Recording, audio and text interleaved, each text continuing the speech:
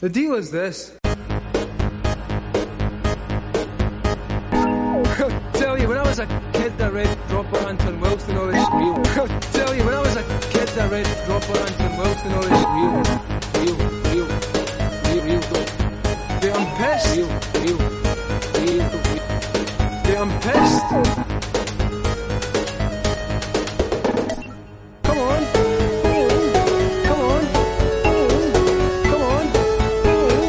What?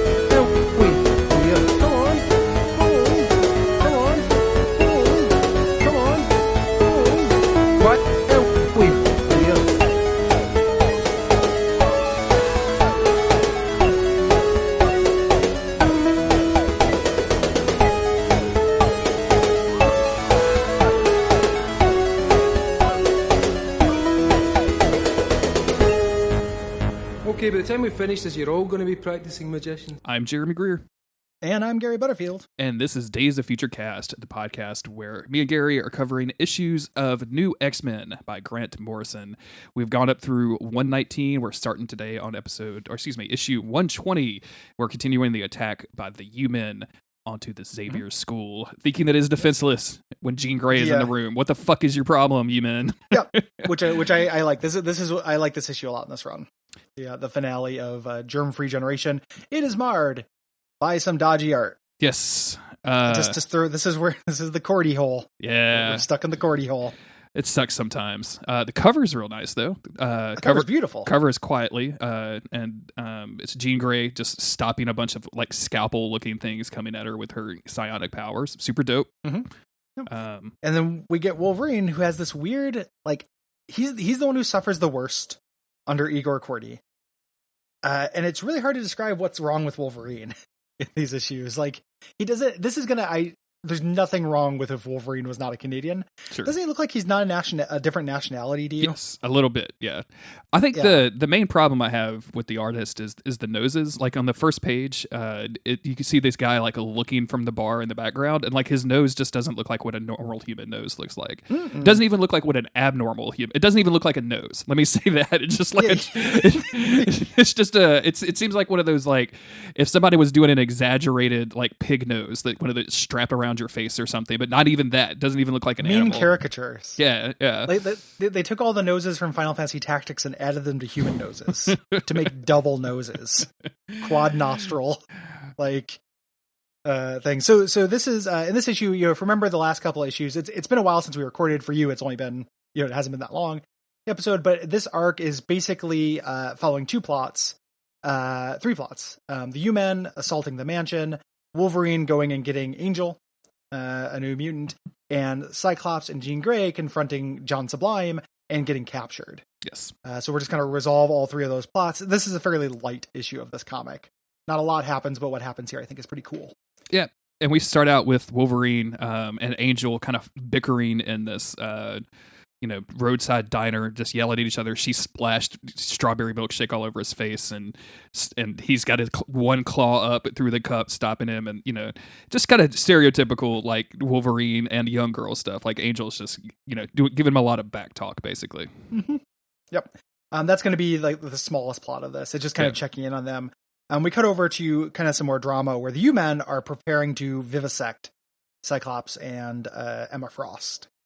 And this is great. Like, I love all the little peeks into U-Men culture in these books.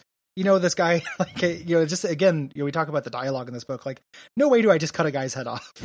Like that is what I would say in this situation. Like, oh no. Yeah. I was down for all of this weird cult stuff up until like you asked me to cut someone's head off. Like, I thought this was all just jokes. He's right there. Like, he's a guy. I'm not going to cut off a head. I've seen that guy on TV.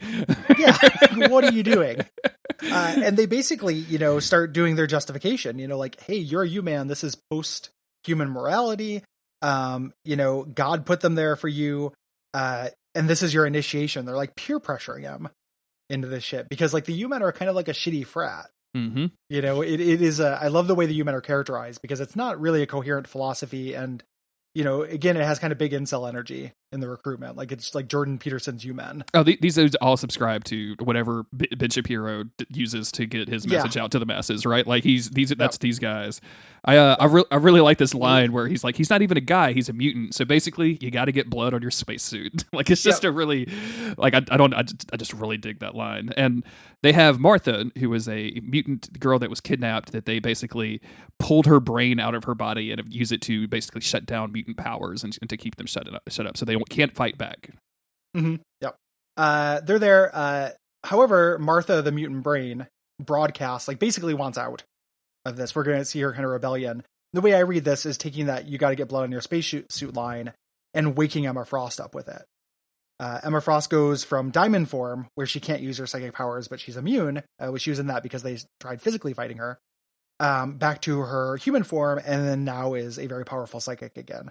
Yes. And shuts down Martha. And again, this feels appropriate to me. Like, it's not the X-Men we're going to be taken out by these chumps. These guys are fucking jabronis. Exactly. And that's what this issue is kind of about. Like, this is not the brand new threat. The way that the U-Men end up getting tied into the whole arc is a little bit more complicated and interesting than it's presented here. It's kind of like just a villain of the week. Sure. Kind of thing here. And it's like, yeah, the X-Men can dispatch these fuckos. Exactly. Yeah. And as soon as Emma wakes up, she's like, hey, have some horrible pain. That's what you did to my nose times 1,000. And all of them collapse. They just immediately just fall out, and they're presumably vomiting in their spacesuits. Yep. We're going to be more vomit in the spacesuits as we cut over to the U-Men coming to the school. And again, this shitty, incoherent philosophy. This is where the young train their young as soldiers. This is going to be the site of our first American organ farm. They have a machine that tracks down runaway mutants. They left us an organ locator. Like, just really vile shit. Yeah. In the way that this philosophy is teaching them to dehumanize mutants to allow them to do crimes. Yeah, and you can even see some sneering in the dialogue where he's like, "You're all alone, Miss Summers," kind of making fun of her, which sexist. And also that, because there's no you women that we've seen, right? You have to. Well, I was just gonna say something about a mutant penis, Raft. Sure. But I didn't have anywhere I was going with it. I was like, that is something the U-Men would probably do, and then I was like, well, there probably are mutant penises. They keep talking about mutant eyes and mutant hands and mutant wings and stuff. Be a mutant cock. Presumably there's a mutant whose, mutant ability has something to do with his cock, right? There's got to be at least one example of that a arm long or something. What happens if I put mutant cock into Google? Let's just do that. Well, do that. Open up an incognito bar. In the Venture Brothers, where his dad has cereal and his he's eating cereal in the dream, and his dad is walking around with his dick hanging out. Oh, god damn! And his dick goes with his head on it. Amazing. And the my favorite episode of that show. It's really good. And the fact that in the DVD versions it's totally unedited.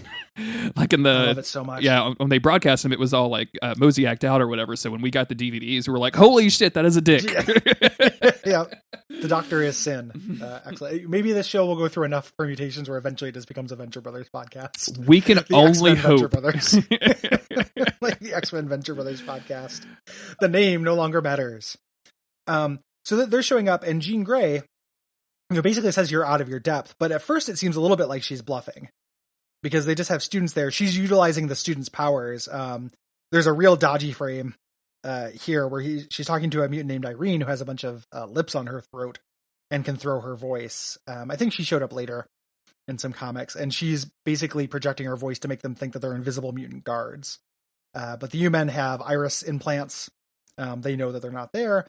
Jean Grey is basically tapping the students to try to fight off this invasion, and it's a cool scene. I like stuff with the students. Yeah, anytime you can bring the kids of the unnamed superheroes that have weird powers that probably wouldn't work for its own character or support it a whole comic book or anything, but just is cool. I'm always here for that. I think back to X-Men 2 with Colossus running around saving the kids from the school attack or whatever. Extremely reminiscent of this.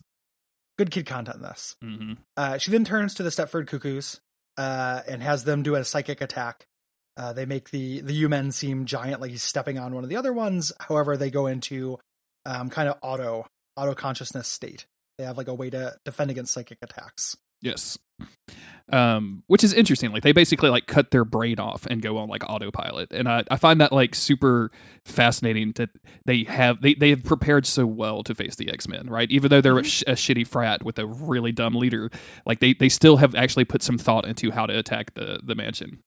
It comes up later too in 2 arcs from now. There's a military commander where they try to read his mind. He's like, all you're going to see is reruns from the adult channel. Like we have training about this because we live in a world with psychics, which I think is cool. Yeah. So they fire their shrapnel.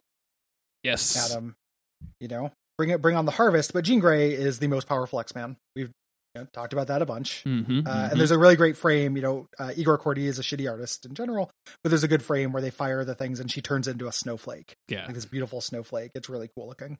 And immediately after this, they're like, "What the fuck is going on?" And then like they try to use different powers, and like I'm going to. It's weird that they do. I mean, I know we rag on anime a lot, but like they literally do the anime thing of like they call out their powers as they use them. Like, I'll match your powers with my electric blood transfusion. I'm going to go Super Saiyan, and she's like, "No, you're not." Basically, well, it's because them using the anime thing, right? Like I don't generally like that, but there's a reason why none of the X-Men do it in this, and these wannabes do. Like these are all just like pathetic boys who want to be more than they are. So of course they're going to have this like Dragon Ball Z hero moment where they call out their power. Like never give the men of Reddit superpowers because all they're going to do is this. This is walk it. around yelling the name of their superpowers. Like if you gave anime fans anime powers, we would just have the U-Men. Like, it would be almost immediately. Like they would all kill themselves with it. Like, right? Like you would see. Yeah. I'm sure.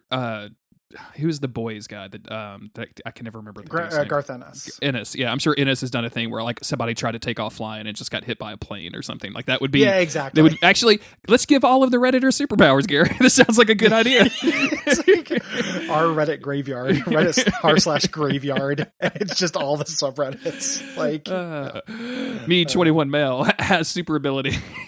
Just like any girls in here? ASL. So she's basically shutting them down. I love this monologue from her. Like, I mean, again, just them being out of their league. Like, she's had this kind of creeping sense of power throughout this run, and this is kind of an early indication of it. She basically says, like, they've shut down their minds. She can still see, and basically calls them out for being pathetic and sad. She talks about the food that they ate to calm their nerves and makes them vomit and shit themselves. Good. In their suits. And just the expression work that Cordy does is pretty good with her just kind of confident and kind of amused expression as her hair is getting set on fire. Like she is going Phoenix. She's going Phoenix, which is a huge thing in the X-Men comic books. Yep.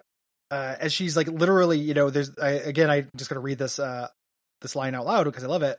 I don't want you to get hurt, but you have to understand, the more you annoy me, the more I can't help but think about deconstructing you molecule by molecule, memory by memory, until there's nothing left but screaming traumatized atoms. Jesus Christ, Jean. Yeah. It's real good. I love Dark Jean. I love powerful, empowered Jean. Yeah. Like this is shit that was totally missing from Dark Phoenix movie. Oh yeah, absolutely. Phoenix in this book is very good. And like Cyclops, can you come get your girl?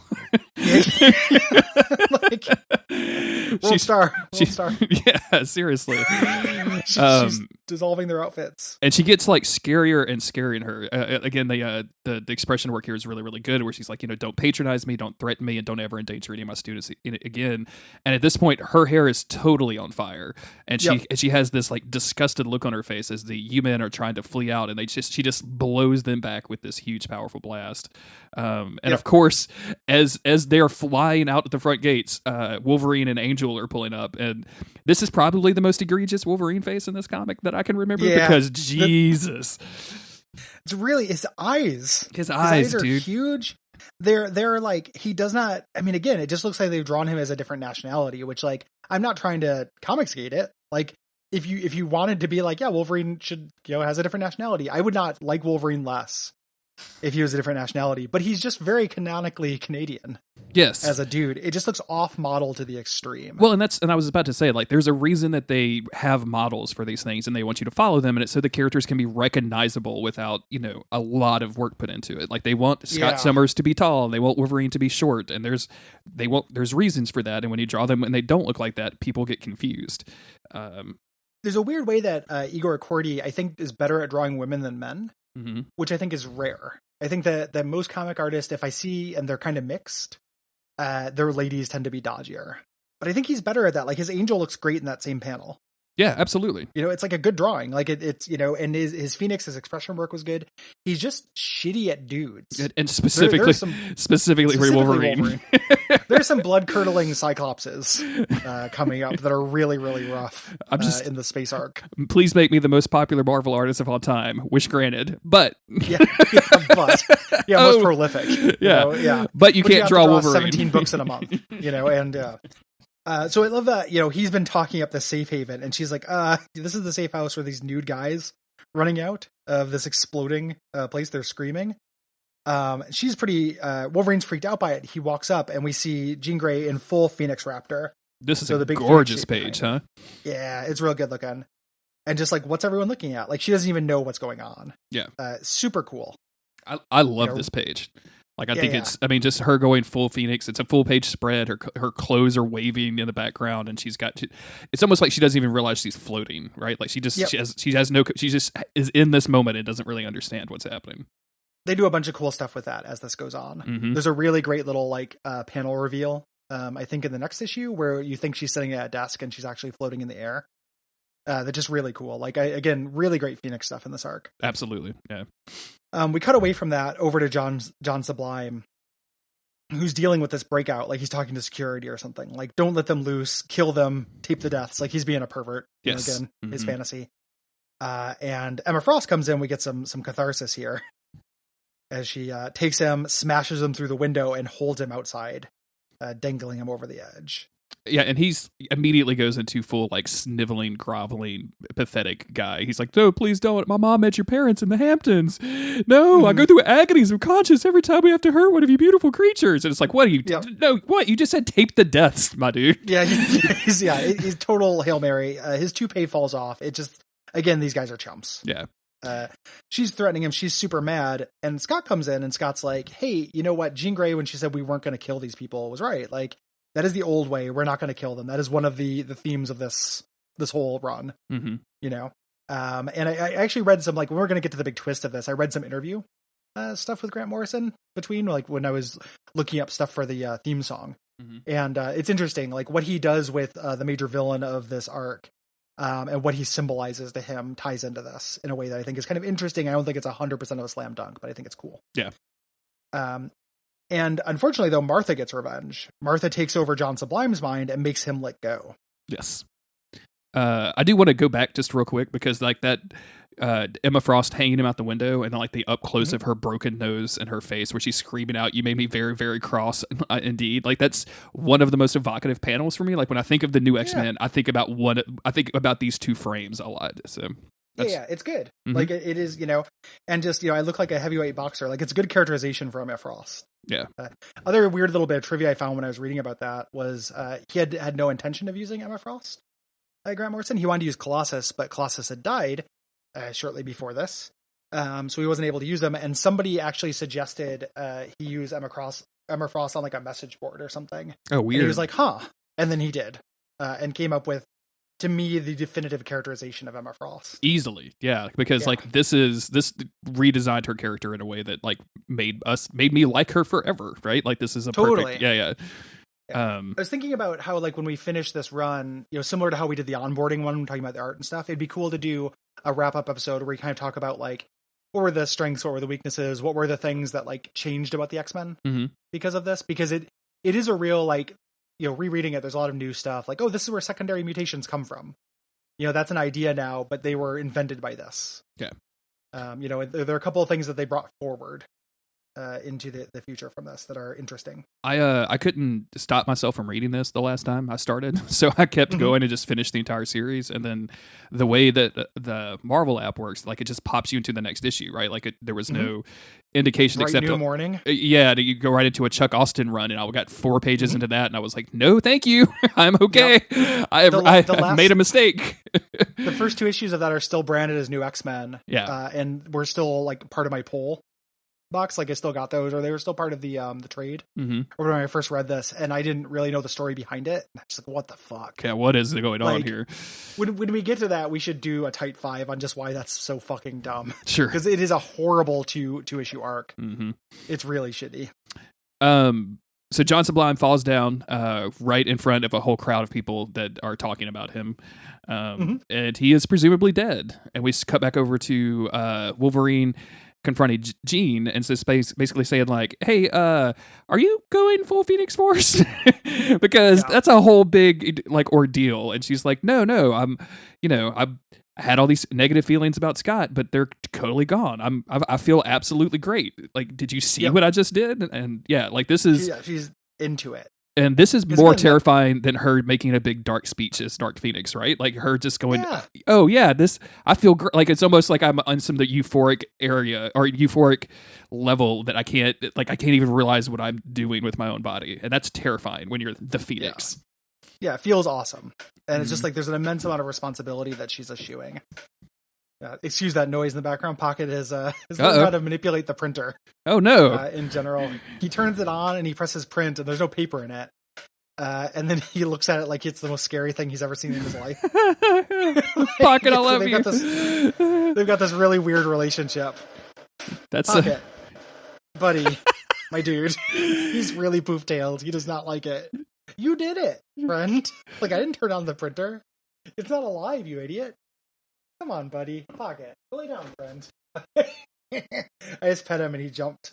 Come on, bud. Okay, get away from the printer. Enough. Funny boy. So their conversation is interrupted by a pretty grotesque beast.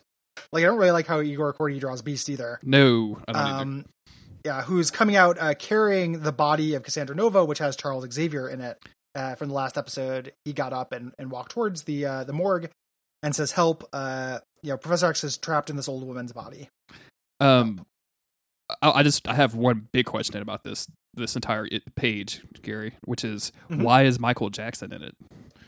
Yeah, there's a mutant pressing up against the wall who looks like Michael Jackson, wearing a glove and like the hat from that video and like a jacket, and boy, just looks a lot like Michael Jackson, right? It's a really weird choice. Yeah, Igor. Super weird choice. We know you're drawing 17 comics in a month, but like, if I was just trying to find a random model, like what if the person just like has a folder for random like character models for things and just happened to click on Michael Jackson and then didn't notice it? And look, there's nothing wrong with that. Like you have to, I don't think there's anything wrong with like tracing or really anything like that. But it's so conspicuous when it's somebody that fucking famous, like, right? Like it just looks a whole lot like Michael Jackson, and like people are going to notice that. So what is wrong is Irina. Look at Irina's neck and head thickness and torso relationship and stuff in that panel. Good lord. Yeah. Also, it's a really weird drawing. Why are the 15-year-old Stepford Cuckoos like all 4 foot tall all of a sudden? Totally. Like these girls have sex. One of these has sex in a couple issues. Yeah. And 4 foot tall, if you're lucky, that's like 2.5 feet tall. Yeah. This is an incredibly bad panel. I never really looked at it this closely before. This is like going for career worst between Michael Jackson, weird neck, and baby cuckoos. And it's what's weird is like Beast's face portrays a lot of emotion, and like it's obvious that he is sad and hurting, and he's a little fucked up in the head.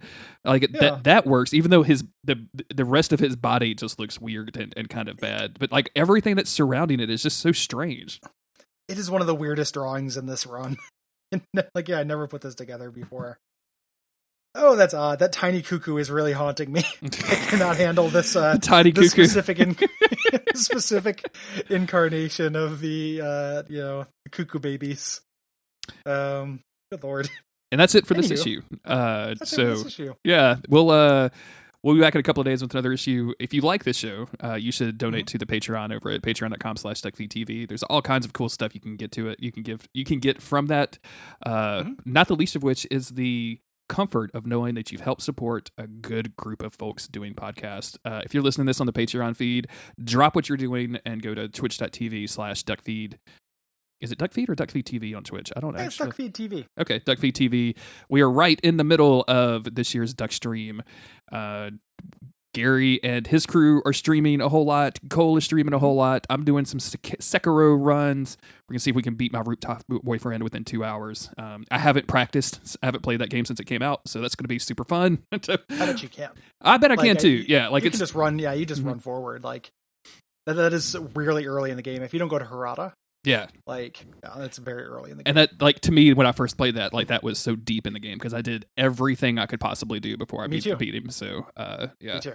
But yeah. So, it's going to be great. We really, if you are listening to this and on the non-early release, we appreciate it if you tuned in. It was really fun. Yeah. And this will come out around the holidays. If you celebrate Christmas, Merry Christmas. If you don't celebrate Christmas, Merry December 25th. I thought you were going to say, fuck off then, heathen. yeah, fuck off. I've got some literature I'd like you to read. I've been watching some YouTubes of the U-Men with Steven Crowder, and I think that... I think you guys would get some interest out of that. But also, this is the first time we've recorded since we have done since we've done the format change. So, because we did 2 major recording sessions kind of back to back at first. So first off, thank you for all of the like super positive feedback. Most everybody that I have talked to seems to really like the new format, seems to really like us specifically talking about things that we enjoy. So thank you for everyone that's reached out. We got a bunch of new iTunes reviews and all of that stuff. So thank you very much for all of those things. We really appreciate it. Sincerely. So, and we're still accepting feedback, of course. Of course. Just let us know. You can find Jeremy at JG Greer on Twitter. And Gary is at Gary Buh, B-U-H. And the podcast is at DOFC Podcast. And we'll be back in a couple of days. See you later, guys. Awesome.